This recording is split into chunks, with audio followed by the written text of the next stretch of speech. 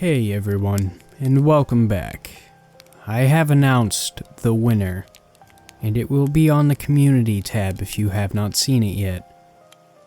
Anyways, with that said, have you ever used Craigslist? Well, tonight we're jumping right back into Craigslist Volume 3.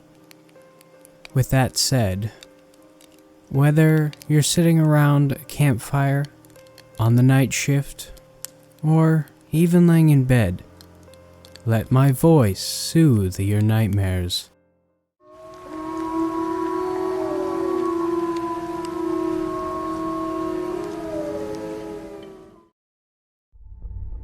I live in a 4-bedroom apartment downtown. After graduating college, myself and a couple of bros from Omega Pi Epsilon went halfsies on a cheap place. There's me, David, although everyone calls me Trip because I have a third nipple. Okay, not really, but I do have a mole near my left nipple, and the guys call me Trip Nip. There's also Chad, who we call Captain Ahab, because that dude is obsessed with fat girls. Preston, or Little League, got his name because my man sleeps with a baseball bat in his sheets with him.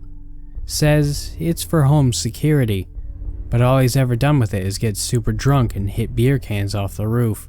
Lastly, there's Duke, who is known only as Squirts. Unfortunately for you, the history of that name is classified. We just graduated pretty recently, and none of us really have savings or jobs that make much money. Little League's dad has been bankrolling him for a while, but he refuses to chip in any extra on the bills we split, so the budget just got tighter. That being said, we've managed to turn our little crap hole of an apartment into a nice-ish bachelor pad. Captain Ahab's brother worked at a bar that closed, so he hooked us up with several choice neon beer signs. I had a pong table that I bought from Spencer's a few years back. It doesn't light up anymore, but it still has a pretty cool neon design.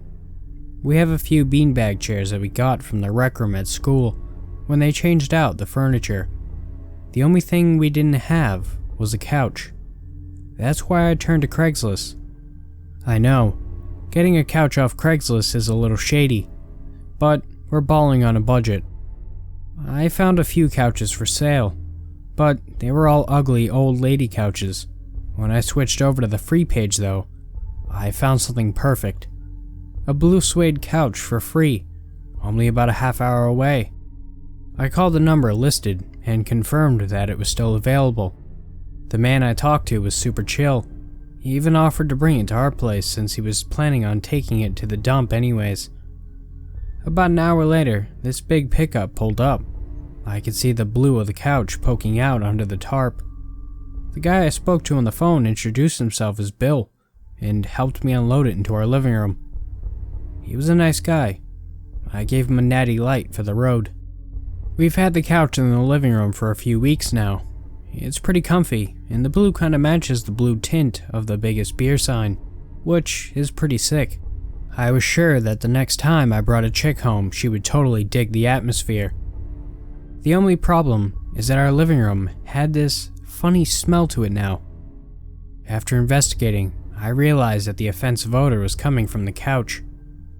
At first, I thought that maybe it was just the smell of a previous owner's house, but it seemed to be getting stronger.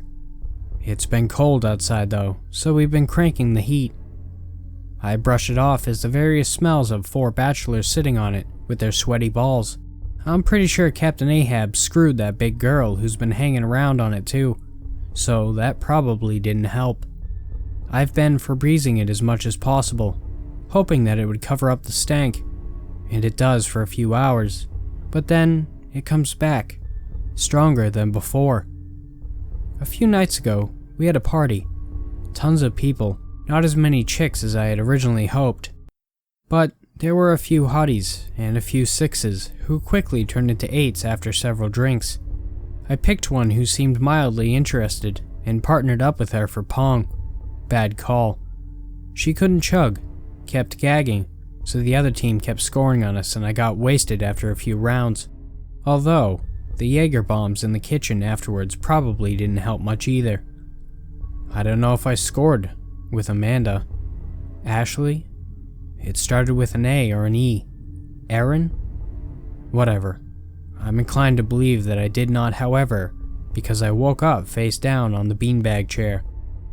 When I opened my eyes, hungover as hell, I rolled over to see Captain Ahab sprawled on the couch, leg over the back. It looked like, even if I didn't get lucky, Captain did. There was a huge dip in the couch, probably from that glorious woman banging against the cushions. I decided to grab a shower. I stumbled to the bathroom and peeled off my Omega Pi Epsilon Get It On Flip Cup Champions 2015 t-shirt, shorts, and boxers before jumping in and turning on the water. I was the first one up, so the water was still hot. It was nice. Really nice. So that I didn't spend longer than necessary in there thinking about Aaron. Emma? Whatever. That I maybe hooked up with. When I got out, I grabbed a towel and dried off my hair before toweling my arms and legs and wrapping it around my waist. I brushed my teeth and gargled, spitting the water out. I checked the mirror to see if I looked hungover, and I did. I grabbed a leftover drink from last night. I think it was mine. It was in my pimp chalice. And took a big chug. Don't judge, a little hair off the dog never hurts. Then I headed out to the living room where Captain was sitting up groggily. "Hey, big fella," I said softly. "Looks like someone caught a whale last night." "Shut up, Trip," he moaned, holding his head. "You, dude, what is that?" I asked, pointing at his arm. It was covered in splotchy red marks. "What?" he muttered, holding his arm over to look. I noticed it was on his face as well. "Hell, man, I don't know," he grumbled before standing up. "Shower free?" "Yeah, go wash that stank off you." I laughed before downing the rest of my drink. I figured that there must have been some detergent or something on the couch that caused the rashes, so I went over to it to see what I could do. It looked like someone had spilled a drink or two on the cushions. Either that or Captain Ahab pissed himself. Lifting the cushions to see if the covers came off for washing, I realized they were heavy as hell and soaking wet. I wondered what happened the night before. Maybe we got a little crazier than I realized. As I tossed the cushions on the ground, the smell was overwhelming, worse than it had ever been before. I looked underneath the cushions at the back of the couch and was overwhelmed with nausea. Crawling underneath the cushions near the crack of the couch were a couple dozen maggots, wriggling and squirming across the fabric. Overcome with disgust and stomach filled with beer, Red Bull, and Jaeger, I went to the bathroom and vomited. Profusely vomited. Nastiest shit I think I've ever seen. I shouted at Captain through the shower curtain, downed a bottle of Gatorade, and threw a t-shirt over my nose. I put the cushions back on the couch and propped open the front door. Captain threw on clothes and met me in the living room. Together, we lugged the stinkiness out of our apartment into the dumpster. About halfway there, we heard a thud, and the couch got a lot lighter. Looking down at the ground, we saw what was smelling. Laying on the parking lot pavement, sprawled almost at my feet, was a goddamn human body. We threw the couch down and booked it back inside. I've called the police and they haven't managed to identify the body, nor what it died from. But they didn't say that it looked like a murder, more like natural causes. The post on Craigslist has been removed, and I passed along a description of the guy who brought it over, and his phone number to the cops, although they say it appears to be disconnected. After the police left, Captain threw up and said he needed to lay down. I'm kinda worried about the guy, because he's barely left his room in the past few days, and the rashes seem to have gotten worse, blistering even. He doesn't have health care either, since his dad lost his job last month, and Little League refuses to help pay for him to go to the hospital. Anybody know what he could have?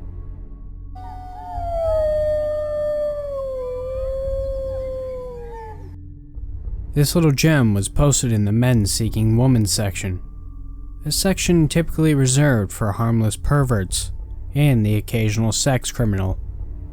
Normally, they're a laugh to look at, though I'll admit that I got a little worried when I saw the title, "Will Pay Top Dollar for Human Blood. Virgins Only, Please." I reported it to the authorities, trying to avoid having another Craigslist killer. Headlines slapped across all the media outlets, but nothing was ever found. Best see for yourself why I did that. Once again, contact details have been redacted. The ad is listed here. Are you a college student who needs some extra cash and has managed to abstain from sex? Or someone down on their luck, living from paycheck to paycheck, who just never had any experience with guys? If so, my wife and I have a very enticing offer for you, and I kindly encourage you to read on. We're willing to pay you up to $300 for a pint of your blood, bi-monthly. No checks, no hassle, no hidden small print, just $300 in cold hard cash for a pint of the red stuff every 2 weeks. Anyone from children to senior citizens are welcome to apply, as long as you can attest to the fact that your blood is virginal, and you are able to provide any medical paperwork confirming the quality of your blood to our designated meeting place. I myself have worked as a medical nurse for the past 3 years, so you can guarantee that the bloodletting itself will be clean, safe, and professional. Not to mention, of course, financially lucrative for you and your loved ones. Though, if you suffer from trypanophobia, I'd recommend that you don't apply. I don't wish to make anyone stray from their comfort zones. My wife and I would prefer it that these meetings be treated with the utmost discretion, and so they will take place at meeting areas of our choice, all hygienic environments, such as pre-selected hotels, to avoid connecting either of our homes to this. These meetings will go on for as long as required, but forgive me for not being overly social. I like to concentrate when I work, and it better ensures your safety and comfort. Now, I'm assuming you'd like some context for this, as you've probably guessed by this point that this blood isn't going to be festering in any hospital bank. No, there's a real sense of urgency for your donations here, because I'm beginning to run out of time. I'm sure any loving husband would do anything to please their wife, but my wife, Anna, has always had some strange appetites. Before you get any ideas, this doesn't refer to anything bedroom related. I mean genuine appetites. Appetites that aren't easy or convenient to satisfy. Please don't hold these against her, because she honestly is the sweetest woman you'd ever meet. Ever since I first heard her musical laugh and saw those deep blue eyes, she had me in the palm of her hand. Sorry I'm getting sidetracked again. I just want to put things in perspective for you here.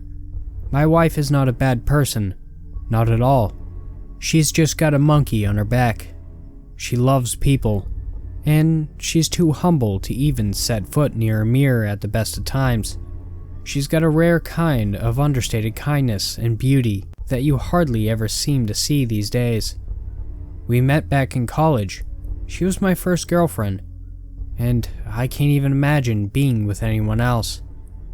Whenever she used to slide a disinfected pin into one of the veins in my wrist and started sucking, I always assumed it was some kinky fetish thing, or a side effect of severe anemia. I was practically doing mental backflips to connect all the dots rationally. The fact is, over time, I began to realize that drinking blood was just a means of nourishment for her. She could put away a rare steak now and then, but in all honesty, I was the only meal. A nickname that she playfully took to calling me that ever satisfied her. It gave me a sense of obligation, like only I could help her fulfill these unconventional needs. She normally took enough to make me feel a little woozy afterwards, but never enough to cause any lasting harm. So, I indulged her. She said she spent every day of the week looking forward to sucking on my juicy veins, and boy, did she live up to that statement.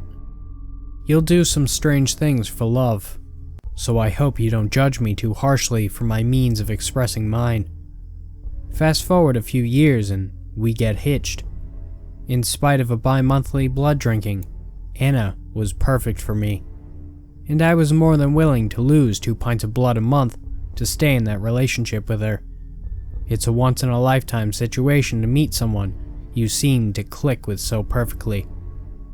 When we consummated the marriage on our wedding night, it was my first time, and when the pregnancy test showed positive a few weeks after, I was the appropriate mix of terrified and elated. Anna wasn't so pleased. The morning sickness affected her severely. She looked like a ghost of her former self, all wispy and pale. I noticed that she'd stopped drinking my blood, and when I asked her about it, she just told me that I wasn't a virgin anymore, and my blood wouldn't do. We tried to carry on like normal. Anna was simultaneously getting rounder and thinner, and her illness just seemed to get worse. It wasn't morning sickness anymore. She was just wasting away, getting frailer by the hour. At night, I prayed silently for answers, for some way of saving my wife. Then, a kind of miracle happened. I came home one day, and Anna was positively glowing, as though she'd returned to perfect health. It was almost like seeing a ghost, looking at that beautiful, radiant woman that I fell in love with. I'll admit, she did look a little sullen, like a silent admission of guilt, but I was just too happy to notice it at the time. That happiness was somewhat tainted when later that day, I saw an emergency news bulletin about a little girl who had gone missing on the way home from school. It had been silly for me to have made the logical link, if I didn't already know Anna so well. She's not cruel, and never has been. That woman never even killed spiders that made their way into the house. She was paper and cup all the way. But Anna wouldn't let herself die if there was some way to avoid it. She loved living too much. When a few days later, I fished a frilly, pink bow out of the garbage disposal, my worst suspicions were confirmed. Anna was having pregnancy cravings. We never spoke about it, but I think she knew that I knew, and it almost felt like a cloud of shame and guilt was hanging over her head. During what should have been one of the most exciting times of our lives. No, I didn't report her. I probably should have. But I knew that she couldn't help herself. I'm sure that whatever she did it quickly and humanely. And as much as it hurt me inside to think about it, I realized that this was just her nature. We can't help who we are. Throughout the rest of Anna's pregnancy, 3 more little girls went missing. The news felt like wall-to-wall sobbing parents, begging for children that I knew would never return to them. It was the hardest period of our relationship. But when little Molly was born, everything felt alright again. She was so small and fragile, so innocent. It brought out Anna's more nurturing side. The girls stopped disappearing. The blood drinking seemed to grind entirely to a halt. And for the first 2 years of little Molly's life, we felt like a normal family. We laughed and joked and played games, just like anyone in our position would. A few months back, I even felt as though we were finally ready to put this ugly past away entirely. It's just that lately, Anna's been getting this hungry look in her eye whenever she looks at Molly. It's a look that frightens me. Knowing what Anna is capable of, if she did it, I know it wouldn't be her fault. She'd tear herself up inside over it, but I can't let her do it. That's why I need your blood to sate her, and I'm willing to pay any amount of money for it. I don't want Anna to eat Molly like she ate all those other little girls. If you're interested, please contact me using the instructions I've included below. I don't think there's much time left.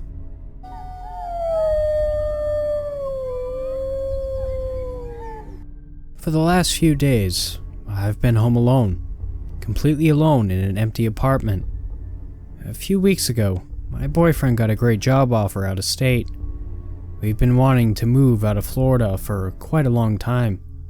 So when he got that offer, we didn't hesitate to pack up and head out of town, even with a full month of rent paid at our current apartment. With the quick move, I didn't have a chance to say goodbye to several good friends, and figured since the rent was paid, I'd come back myself and spend a couple of weeks. My job allows me to work remote, or from their Florida office, so even though my apartment is empty, I still had a place to work. When I said the apartment was empty, it wasn't completely true. I had a large piece of furniture I decided to sell, rather than move, and posted it on Craigslist. This is where I think I made a big mistake. I posted my address.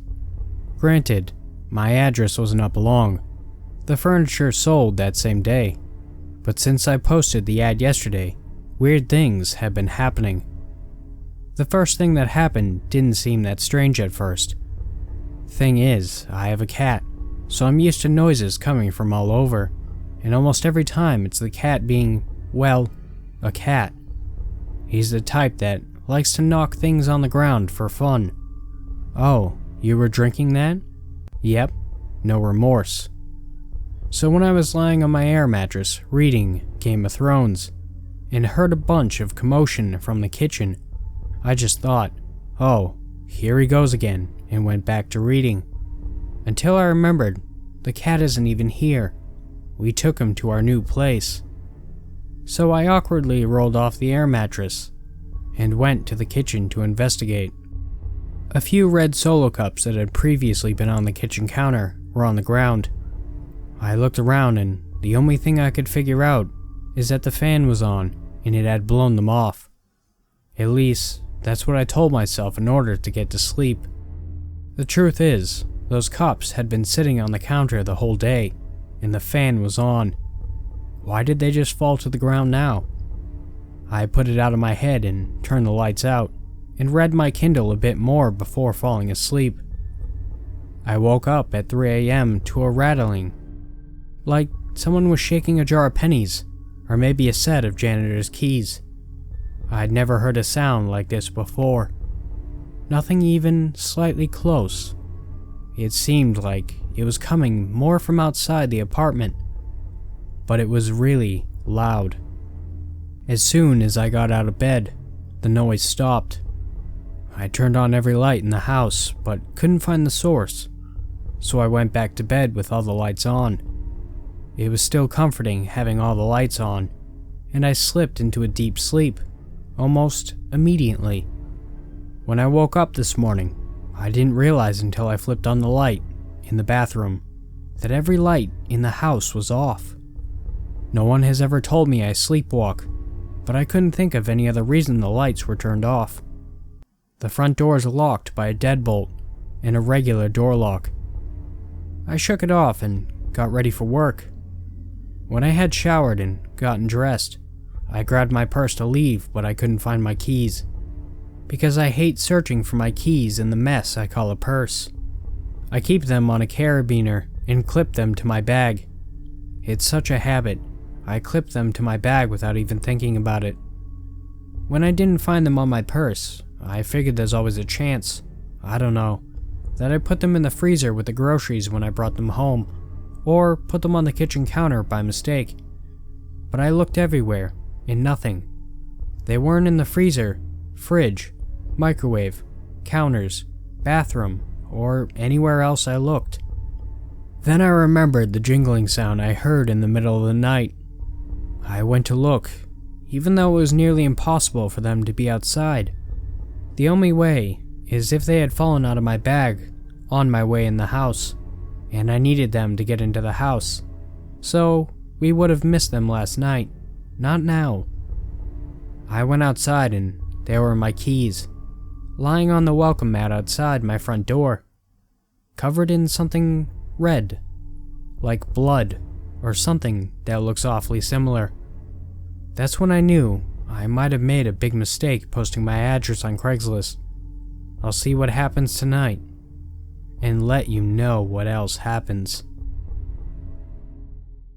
Thank you so much for watching. I really appreciate it. And also, big thanks to my patrons, and if you want to support me, the link to my Patreon is in the description below. Thank you so much, and have beautiful nightmares.